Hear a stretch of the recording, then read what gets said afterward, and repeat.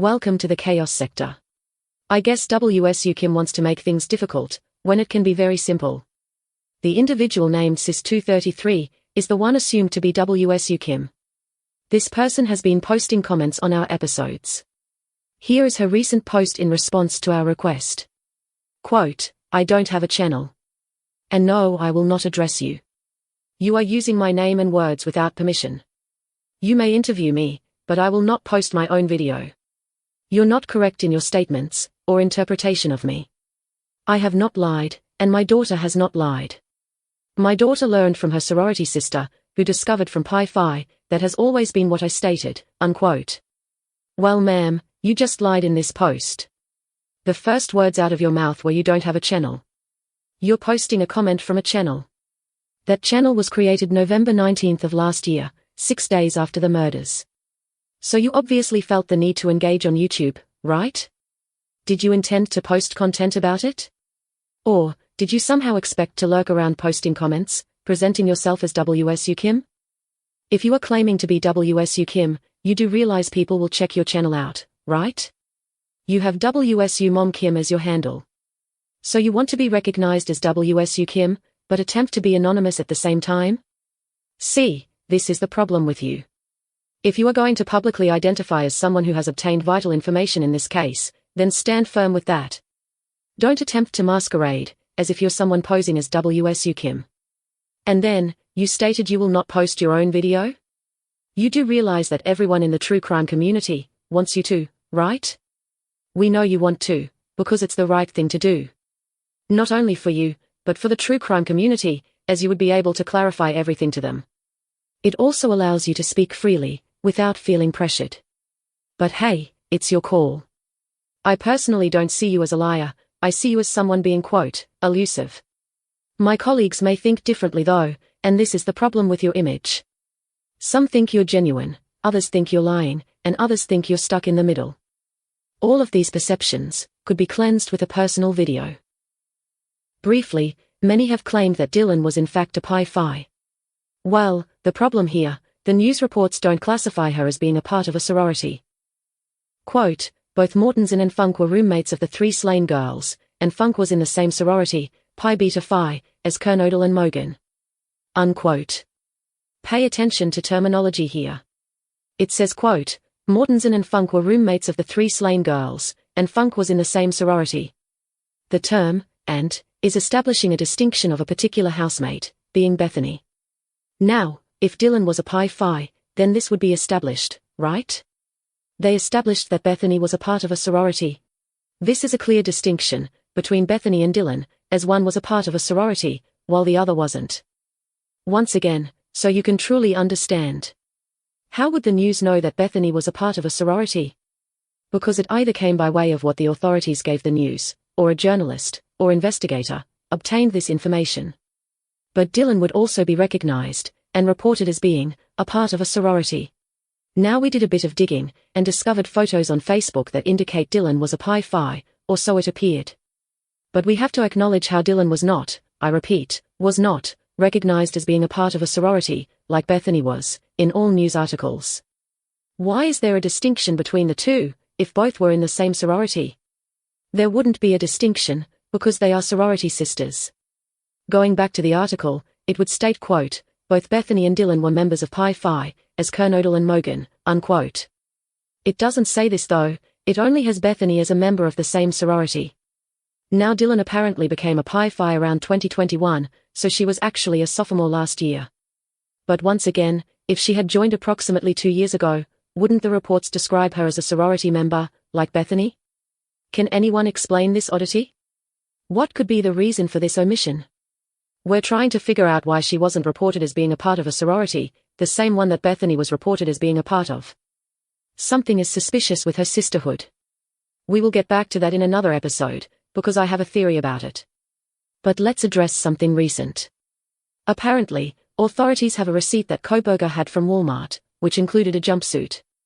Oh really? work suit, which is a work suit that covers you from your neck to your legs and your arms. And the police are now hypothecating that Koberger wore this work suit, the Sticky's work suit, which he bought for $49.99 at a Walmart in Pullman, Washington. He wore this during the killings, and then afterwards he took it off, threw it into his trunk, perhaps in a garbage bag, and that's why there was no blood in his apartment or in his... Listen to me carefully here. There isn't a jumpsuit, plain and simple. Just another deflection tactic used by the prosecution, and it's working, I see. Many in the true crime community have flocked to that so-called news, which is considered evidence. I'm a bit disappointed to see them run with that, without asking key questions. For one, why wasn't this jumpsuit mentioned in the list of items confiscated during the raid at Koberger's home? Or even at his parents' home? They listed gloves, bags, even department store receipts from Walmart and Marshall's. But, let me tell you what they did, because these people are psycho-criminals. They used the receipt from Walmart, and claimed the purchase from Walmart was the Myers jumpsuit. We wouldn't know what was purchased, because we can't physically see the receipt. So you have to take their word for it. Koberger wore this work suit, the Sticky's work suit, which he bought for $49.99 at a Walmart in Pullman, Washington. He wore this during the killings, and then afterwards he took it off, threw it into his trunk, perhaps in a garbage bag, and that's why there was no blood in his apartment or in his... Yeah, nice try. In addition, Koberger wouldn't keep that receipt, he would trash it, if it was a purchase of clothing he would use to commit murders in. The grand jury apparently provided the Gonzalez family with this so-called Walmart receipt. Now the grand jury can subpoena documents, but this is the problem. If this is what occurred, then there is a conflict of interests here. Because those documents have to come from an evidence locker, which Moscow PD handed over to the prosecution. Where else did they obtain that Walmart receipt?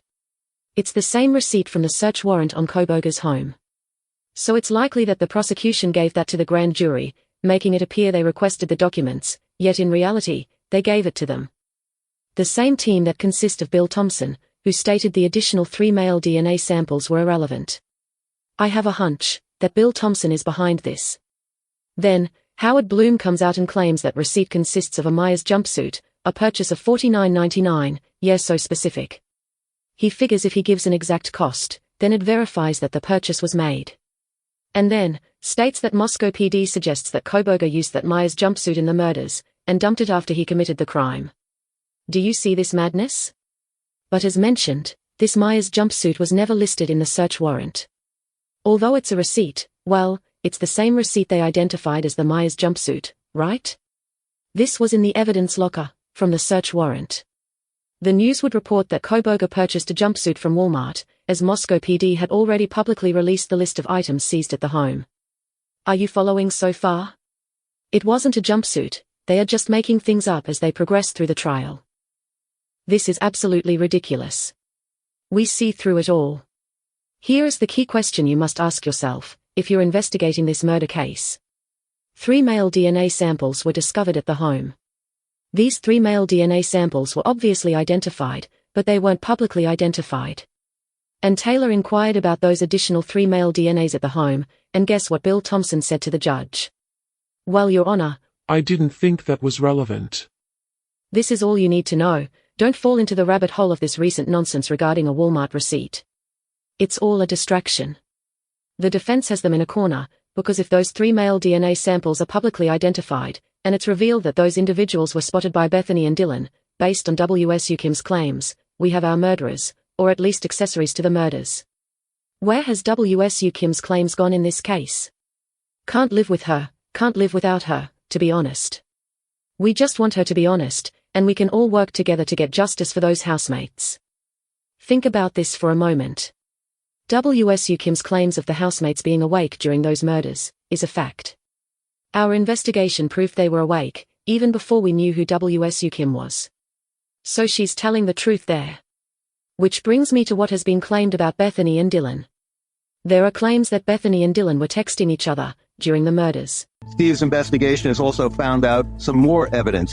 Since the beginning of this case, one of the great mysteries is, and has been, 2 roommates survived. One of them, according to a police affidavit, saw the killer walk through the house. She stares at him, and then she goes back to her room, and For the next 8 hours, nothing happened. Well, according to what Kaylee's father has found, there has been evidence presented to the grand jury that says that these two roommates, during the course of this murder, were texting to one another, and that at one point they even sent a text saying, "Oh my gosh, I think someone's being killed." And if this is accurate, because again, this is what Steve has found at the grand jury, if it's accurate, it raises a really troubling question. They knew that something was happening in the house. If they suspected that someone was being murdered, why did they wait 8 hours before informing the police? That is one of the great mysteries of this story, and one that Steve is trying to... Now who in the hell has obtained this information?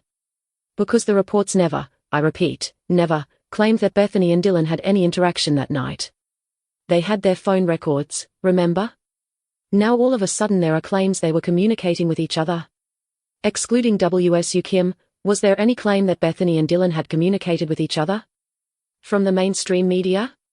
From Moscow PD? From a private investigator? From the victims' families? Negative. This is all damage control. They are frightened, my friends. Let me tell you what they did, because these people are psychocriminals. Regarding Bethany and Dylan being awake and aware, including communication to others about the murders, and simply claimed they were texting each other. What this does, is sends a shockwave through the true crime community, as everyone is running downhill with new theories about what happened. But if you use your common sense, you would already know they communicated with each other, just based off what they were experiencing. Someone is watching, and relaying information to authorities, the FBI, and also the prosecution. There is an informant in the true crime community. This is why you don't share your email address, don't share your contact number, don't share anything that can be used to track you. I say this, because if you were to follow everything that has been broken down in this case, you would find a counter by the mainstream media. So if someone claims Kohberger is innocent, based on breaking down the case, there will be something countering that, such as he stalked the victims. Or, Kohberger purchased a Michael Myers jumpsuit, trying to gaslight the public into thinking he must have murdered the housemates then, since he purchased the serial killer attire, right? It's so blatantly obvious. This is why the individual who spoke on the recent so-called evidence, also stated that individuals are hurting the case by spreading misinformation. This translates to, we have to discredit every theory that pulls you away from Kohberger being the killer. Because this leads you to a very dark place. I reiterate, they identified Brian Kohberger, based on tracking DNA found on a knife sheath. But they also discovered 3 additional DNA male samples, but didn't publicly identify those males. What police department would do such a thing? One that has identified those 3 males, matched it with the 3 individuals at the home that night, and simply covered it all up. And this is a very devastating attack from the defense. Bill Thompson stated his team will provide Taylor those DNA results. Since then, there has not been any updates on who those 3 males were. Apparently the grand jury provided the Gonzalez family with this so-called Walmart receipt. For what? It doesn't prove that Kohberger murdered anyone, more than his DNA found in the home, right? So why would they give this to the Gonzalez family? Oh, because Steve wanted to make sure they had the right person? And the grand jury felt that a Walmart receipt of a jumpsuit purchase proved his guilt? Come on, don't be fooled by this nonsense. It wasn't to convince the Gonzalez family, rather, it was to convince the public that Kohberger is guilty. They figure if they claim he had purchased a Michael Myers jumpsuit, this justifies his so-called strategic plan to murder those housemates. Yet still, decides to drive a light bulb at night to commit those murders? This is... I got it, I'll be brief. To claim that Bethany and Dylan had texted each other is playing with fire. But they were playing with fire from the beginning. Based on their claim, Bethany and Dylan were physically texting each other during the murders, right? Now, this changes the entire chain of events, and what Dylan's accounts state. That fire will burn, my friends, you best not play with it. But they are stuck in a corner, with the fire coming down on them. They're texting each other about the murders, which means they're aware of the fucking housemates being murdered in real time, and that brings about the initial question, why didn't anyone call 911? Okay, that just magnifies that even more. But the more important issue here, is Dylan accounts of thinking Kaylee was playing with her dog, hearing cries and whimpers, and a male's voice, is all a lie. Mind you, if they are texting about the murders, during the murders, then we have to reimagine the entire setting in the home. In addition, you know what, let's just listen to this nonsense. According to what Kaylee's father has found, there has been evidence presented to the grand jury that says that these two roommates, during the course of this murder, were texting to one another, and that at one point they even sent a text saying, "Oh my gosh, I think someone's being killed." And if this is accurate... Oh yeah, if it were accurate, then this would mean Moscow PD knew that Dylan and Bethany knew their housemates were being murdered. And this fuckface is trying to condition the public into scrutinizing Bethany and Dylan, but won't scrutinize the Moscow PD who concealed this information from the public. Remember, they had all phone records from everyone, including the victims. They reviewed Bethany and Dylan's phone records, we could suggest weeks following the murders. So Moscow PD was aware that the survivors were aware that their housemates were being murdered. Shouldn't they be deemed potential suspects? Dylan and Bethany are held accountable, but Moscow PD are held accountable to a higher degree, because they concealed this evidence. They are law enforcement, and if Dylan and Bethany obstructed justice, what do you think Moscow PD did here? Funny how this so-called evidence is allowed to be given in court, but Bethany wasn't allowed to testify. And to make matters worse, they're trying to throw Bethany under the bus on top of that? I know why. See, they know Dylan accounts contradict what happened that night. If she were summoned to court and questioned by the defense, everything blows up in the prosecution's face. So to execute damage control, they make it seem as if Bethany and Dylan were conspiring together. But we don't see it that way, my friends. Bethany and Dylan were not together, because one of them was seen with Bonnie and Clyde later that morning. And it wasn't Bethany. Dylan infiltrated Pi Phi, became drug buddies with Bonnie and Clyde, presented a proposition to the housemates about making easy money in allowing the house to become a base for drug trafficking, and ended up suffering deadly consequences. It started with Dylan negotiating with Bonnie and Clyde, and ended with all of them standing outside that morning. This is why people tried to debunk Dot's claims, because she stated she saw Dylan, Emma, a black male, and two other males standing outside that morning. This indicates that Dylan was associated with Bonnie and Clyde. Since they are drug pushers, it's not hard to figure out why they were there that morning. The prosecution fears the truth will come out. Everyone knows it was drug-related, but this conflicts with the innocent image of the victims. Nobody wants that to be revealed. They didn't deserve to be murdered, but we also have to acknowledge, if they were associated with dangerous people, then danger is always a threat. The families knew this as well, and this is why the other families are very quiet. They don't want to speak out much, because they may say something that leaks out the truth. The Gonsalves family took center stage, because Kaylee was the center of attention, for some odd reason. Why was Kaylee focused on more than the other housemates? I'm guessing because Kaylee's ex was involved. Dot's claim have Dylan, Bonnie, Clyde, an unidentified male in a hoodie, and a pale guy with colored hair, standing outside the home later that morning. This pale guy with colored hair could be Jack. Kaylee's sister came out and guaranteed that Jack was 100% innocent, which was strange. But the father allegedly checked his body, to see if he had any injuries? Wouldn't this mean Steve didn't believe he was 100% innocent? Wouldn't this mean he had a reason to suspect Jack of possibly murdering his daughter? He would see a clear and logical motive, a scorned lover. Now Jack's alibi claims he was asleep during the time of the murders. Which means, he was also asleep during those phone calls. Don't believe it. And also, Jack wasn't called to the home that morning?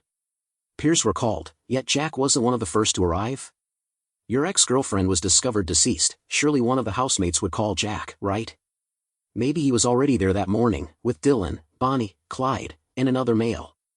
This would be 3 males, my friends, and what if those 3 DNA samples reveal the identities of Clyde and Jack at that home?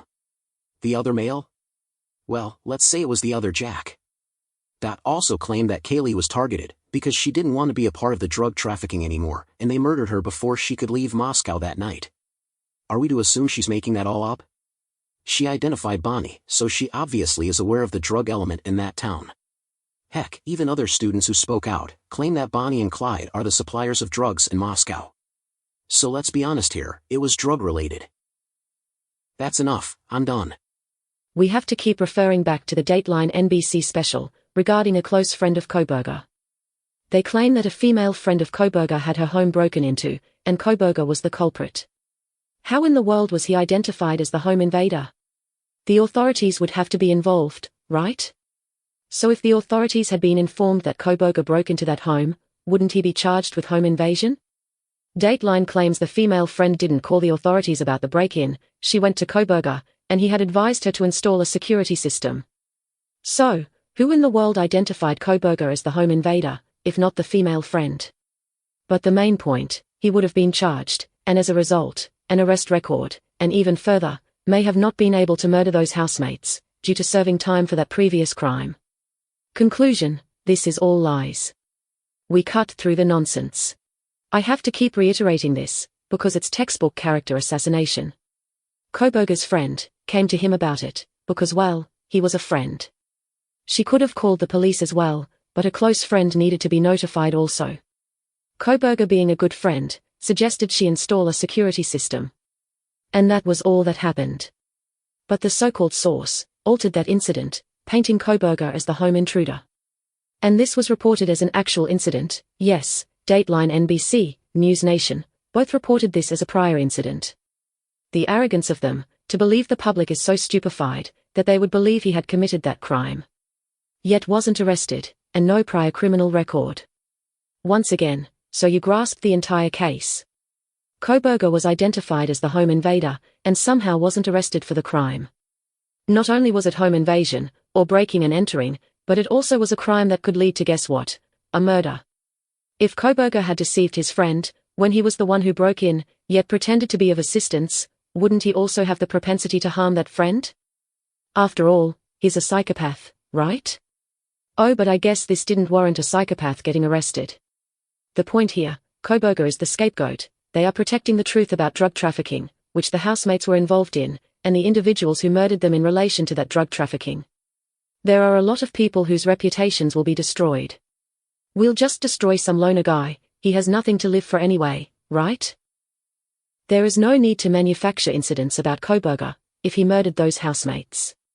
But if he didn't, but you want him to be guilty, to protect who really committed that massacre, you will keep pushing out manufactured incidents, to make him guilty in the public's eyes. But it's not working. This is the chaos sector.